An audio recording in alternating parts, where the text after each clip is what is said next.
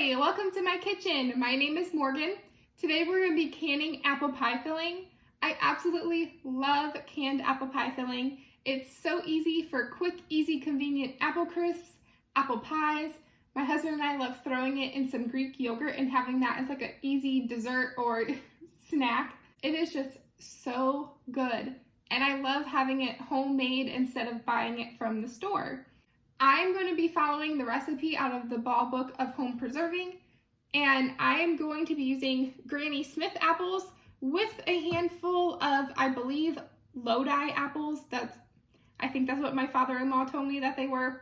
They are from my husband's grandparents' house, but I only have 5 of those apples, so I'm just going to throw them in the mix and mix them all together. You can use whatever apple you want. We like tart apples, so that's why I chose Granny Smith, but you can use whatever apples you would like.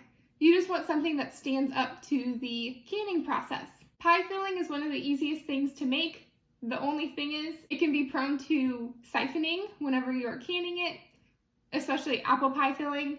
I previously canned peach pie filling and I had no siphoning, so I'm hoping I can get the same results with this round of apple pie filling. But last year I canned apple pie filling and I think all of my jars siphoned besides one. But I did kind of mess up with my canning since it was the first time I canned apple pie filling and I didn't know what to expect. So I had cooled it down a little bit and then added it to my water, and that just created the whole siphoning issue. So this time I'm gonna do exactly what I did in my previous video of peach pie filling and fill each jar one by one, getting my heated jar out of the canner, filling it, and then putting it back in the canner and just repeating. So hopefully that prevents any siphoning issues, but we'll see. I've only heard that apple pie filling is the most notorious for siphoning. So hopefully we don't have any siphoning this year, but we will see. Fingers crossed we don't. So enough chit chat, let's go ahead and start peeling, coring, and slicing our apples. And I'm going to be using my corer, slicer, peeler all-in-one. If you don't have one of these, you could just peel and core and cut them by hand. Since I canned a lot of apples last year, I went ahead and invested in one of these, and I'm so glad I did, because this makes your life thousands of times easier when coring and peeling and cutting apples. So let's go ahead and get started. So I'm starting off with peeling and coring and cutting all of the Lodi apples, and then I'll start on the Granny Smith. I am going to 24 cups or 6 quarts of apple slices. So I have a 4-cup measuring cup and I'm filling that up 6 times to get 24 cups. I'm putting the sliced apples in some lemon water so they stay fresh. And I got a pot of water on the stove so it can start heating up for us to blanch our apples. And I'm not going to let all of those apple scraps go to waste. I'm adding 3 cups of apple scraps into a half-gallon mason jar because I'm going to try my hand at making some homemade apple scrap vinegar. And since I've never done this before, I am following a recipe. So it was 3 cups of apple scraps, and now I'm going to add 127 grams of sugar. And I'm just weighing it out on my kitchen scale to make sure I get 127 grams exactly. I'm gonna get it added to my apples and then fill my jar with filtered water. I just got it from the fridge, and now I'm going to stir it all together, and I will put a clean towel over it and secure that with a rubber band, and I will let that ferment for 3 weeks, stirring it every day, and then I'll strain it and let it sit longer. Alright, if you hear anything in the background, it's just my baby. He's playing. He just woke up from his morning nap, so I nursed him, and now he's all full and happy. So our next step for the apple pie filling is blanching our apple slices for 1 minute. And while I'm doing that, I'm going to prep the rest of the ingredients so we can go ahead and get the filling all put together and into our jars. So it is rinse and repeating with these apple slices. I'm putting probably 5 cups worth at a time into my pot of boiling water and letting them boil for 1 minute, and then pulling them out and keeping them warm in that metal bowl.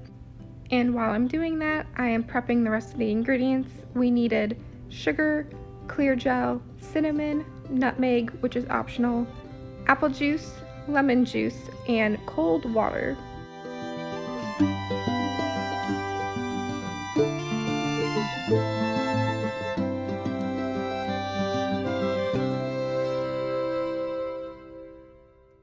All right, we are ready to start assembling everything. So I'm gonna go ahead and get my jars heating up. And I have my elevating rack down at the bottom. And now we are going to assemble the apple pie filling. To my stock pot, I'm gonna add 5 cups of apple juice,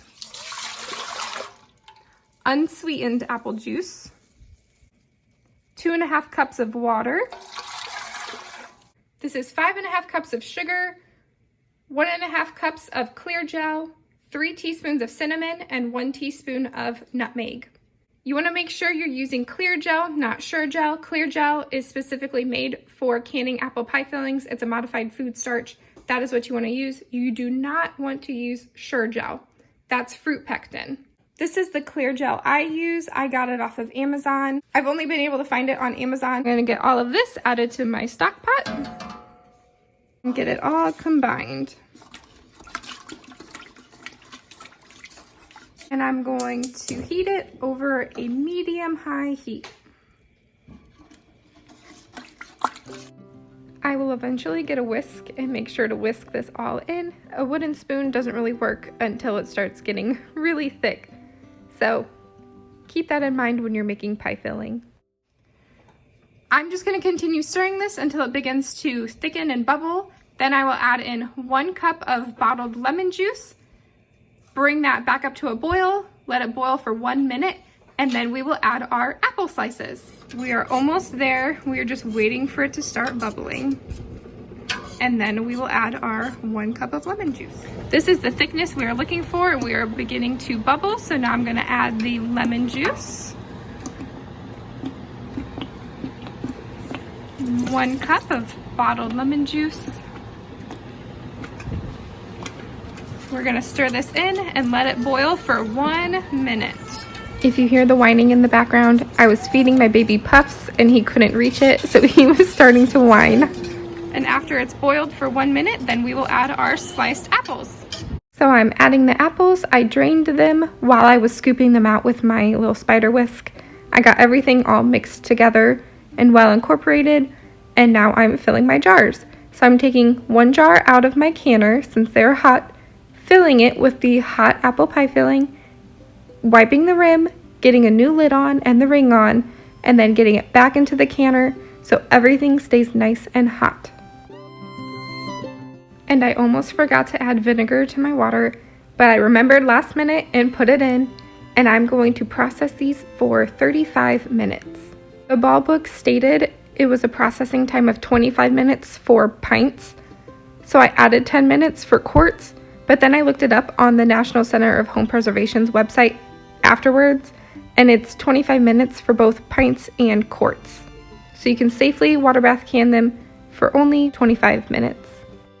So as I'm pulling these jars out of the canner, I am watching them and seeing if they're siphoning or not. Some of them are, some of them aren't, and you'll see me check all of them soon. So we've got 6 quarts of apple pie filling and 1 pint, along with our apple scrap vinegar that I just started.